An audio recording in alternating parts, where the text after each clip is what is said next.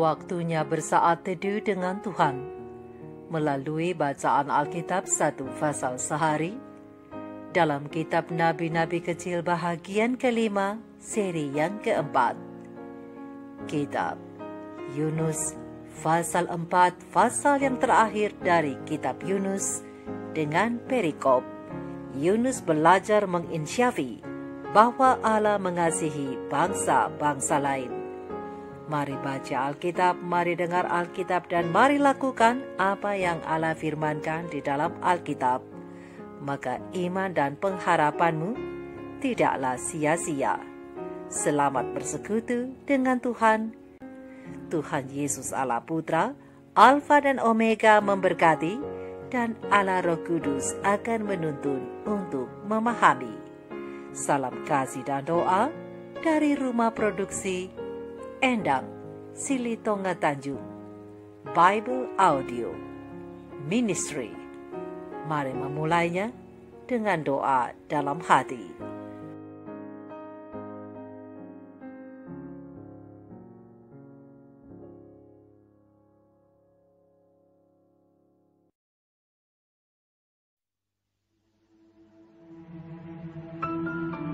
Tetapi hal itu sangat mengesalkan hati Yunus. Lalu marahlah ia. Dan berdoalah ia kepada Tuhan. Katanya, "Ya Tuhan, bukankah telah kukatakan itu ketika aku masih di negeriku? Itulah sebabnya maka aku dahulu melarikan diri ke Tarsis. Sebab aku tahu bahwa Engkaulah Allah yang pengasih dan penyayang, yang panjang sabar dan berlimpah kasih setia, serta yang menyesal karena malapetaka yang hendak didatangkannya. Jadi sekarang ya Tuhan, cabutlah kiranya nyawaku, karena lebih baik aku mati daripada hidup." Tetapi firman Tuhan, "Layakkah engkau marah?" Yunus telah keluar meninggalkan kota itu dan tinggal di sebelah timurnya. Ia mendirikan di situ sebuah pondok, dan ia duduk di bawah naungannya, menantikan apa yang akan terjadi atas kota itu. Lalu, atas penentuan Tuhan Allah, tumbuhlah sebatang pohon jarak melampaui kepala Yunus untuk menaunginya, agar ia terhibur daripada kekesalan hatinya. Yunus sangat bersuka cita karena pohon jarak itu. Tetapi keesokan harinya, ketika fajar menyingsing, atas penentuan Allah, datanglah seekor ulat yang menggerek pohon jarak itu sehingga layu. Segera sesudah matahari terbit, maka atas penentuan Allah, bertiuplah angin timur yang panas terik, sehingga sinar matahari menyakiti kepala Yunus. Lalu rebahlah ia lesu dan berharap supaya mati. Katanya, "Lebih baiklah aku mati daripada hidup." Tetapi berfirmanlah Allah kepada Yunus, "Layakkah engkau marah karena pohon jarak itu?" Jawabnya, "Selayaknya lah aku marah sampai mati." Lalu Allah berfirman, "Engkau sayang kepada pohon jarak itu, yang untuknya sedikit pun engkau tidak berjerih payah, dan yang tidak engkau tumbuhkan, yang tumbuh dalam satu malam, dan binasa dalam satu malam pula. Bagaimana tidak aku akan sayang kepada Niniwe, kota yang besar itu, yang berpenduduk lebih dari 120.000 orang, yang semuanya tak tahu membedakan tangan kanan dari tangan kiri, dengan ternaknya yang banyak.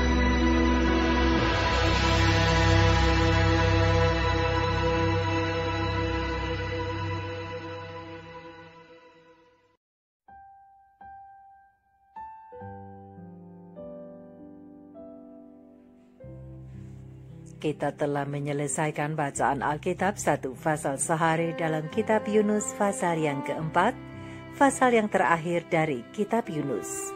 Sedikit perenungan melalui fasal ini tentang semua bangsa berhak mendengarkan kabar keselamatan berdasarkan ayat panduan perenungan terang besar Alkitab Yunus 4 ayat 2-4 dengan bunyi nas.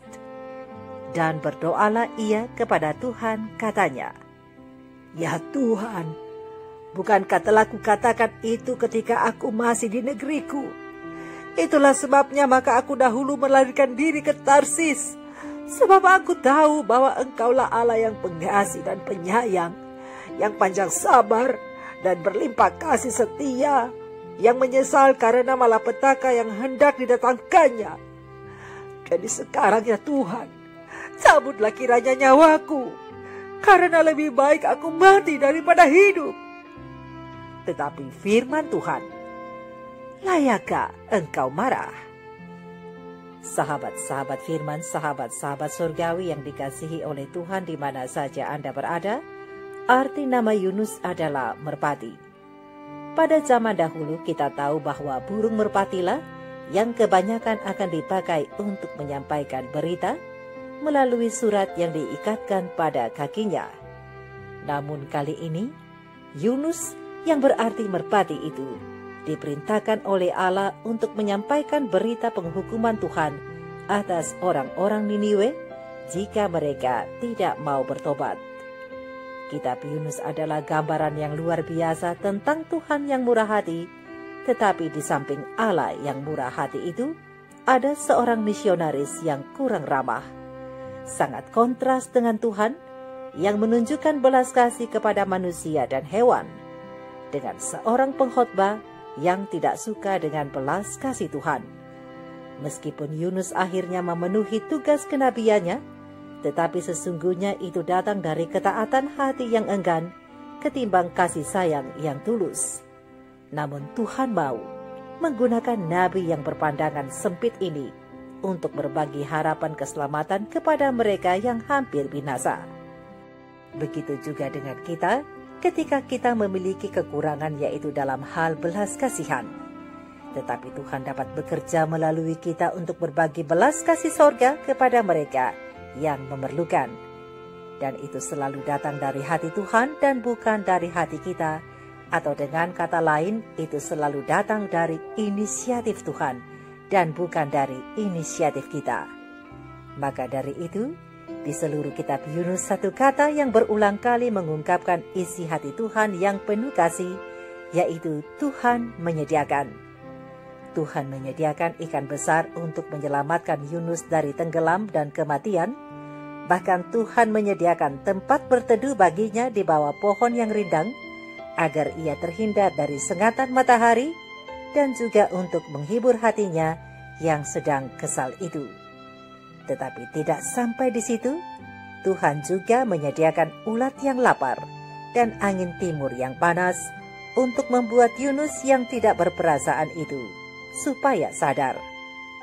Ya, karena sebenarnya Yunus menginginkan Niniwe dibinasakan oleh Tuhan dengan alasan yang sangat masuk akal secara logika manusia, karena memang bangsa Niniwe itu adalah bangsa yang jahat, sehingga gelar yang diberikan kepada mereka adalah kota penumpah darah, dan tidak henti-hentinya penerkaman. Setiap hari ada orang yang mati terbunuh, bahkan orang dapat berjalan di atas mayat-mayat yang berhamburan. Lihat Nahum 3 ayat 1 dan 3. Sahabat-sahabat firman, sahabat-sahabatku, dua contoh kecil dari kebejatan moral mereka menurut catatan sejarah bahwa orang-orang Niniwe Sungguh tega membelah perut ibu-ibu yang sedang hamil, dan bayi-bayi dalam perut ibu-ibu hamil itu akan diangkat dan dilempar sebagai hiburan. Bukan hanya itu saja, mereka juga tega menusuk orang-orang dengan tombak mulai dari dubur sampai ke atas kepala mereka. Bukankah ini adalah kejahatan, kekejaman dan kekejian yang tidak dapat ditolerir? Jadi apakah mereka tidak pantas dihukum dengan cara yang kejam seperti apa yang mereka perbuat? Oh, sangat pantas. Begitulah pemikiran Yunus sebagai manusia.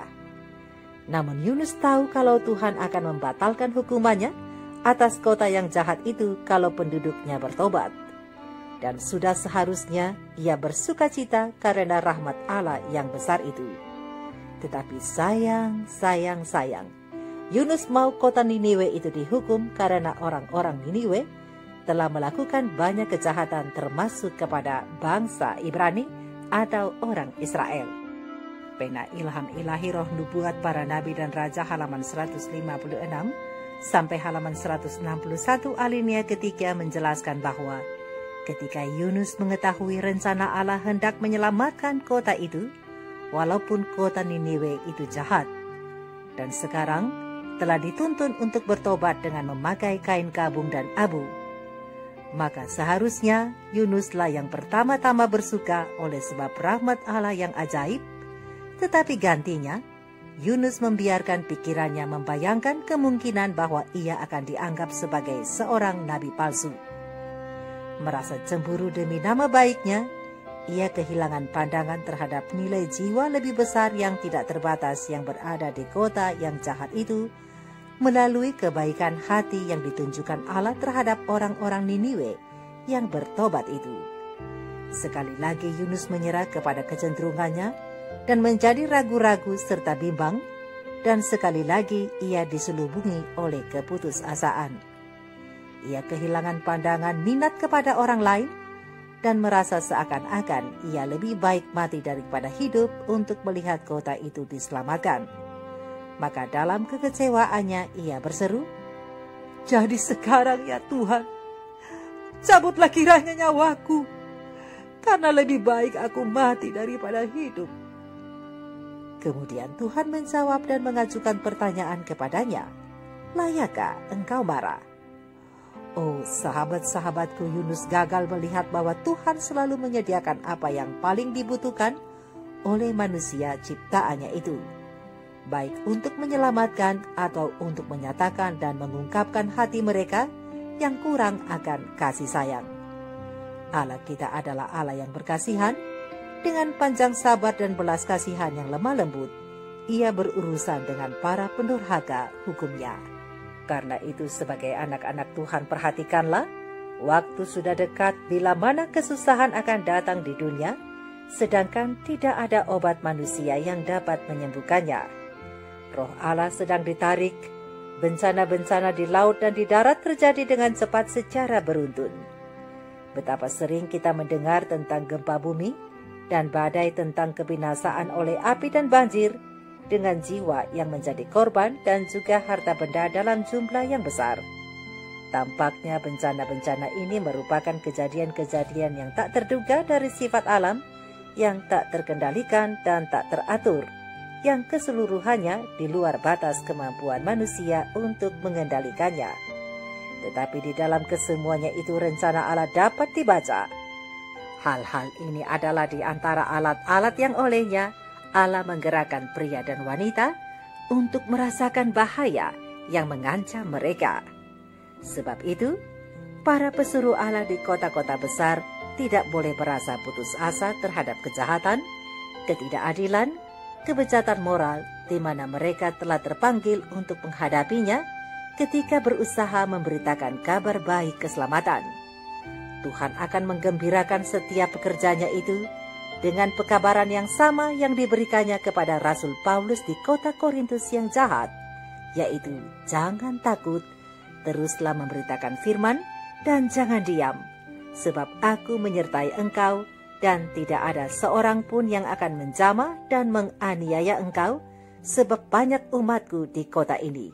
Lihat Kisah Para Rasul 18 ayat 9 dan 10. Oleh sebab itu biarlah mereka yang terlibat dalam pekerjaan penyelamatan jiwa mengingat bahwa sementara terdapat banyak orang yang tidak mengindahkan nasihat Allah dalam firman-Nya di seluruh dunia dan tidak mau berbalik kepada terang dan kebenaran dari undangan juru selamat yang sabar dan berkemurahan. Namun pada setiap kota yang walaupun barangkali berisi kekejaman dan kejahatan, namun di sana masih terdapat banyak orang yang dengan pengajaran yang tepat dapat belajar untuk menjadi pengikut Yesus. Dengan demikian, beribu-ribu orang dapat dijangkau dengan kebenaran yang menyelamatkan dan dapat dipimpin untuk menerima Kristus sebagai juru selamat pribadi. Maka dari itu, pekabaran Allah bagi para penduduk bumi sekarang ialah hendaklah kamu juga siap sedia, karena Anak Manusia datang pada saat yang tidak kamu duga.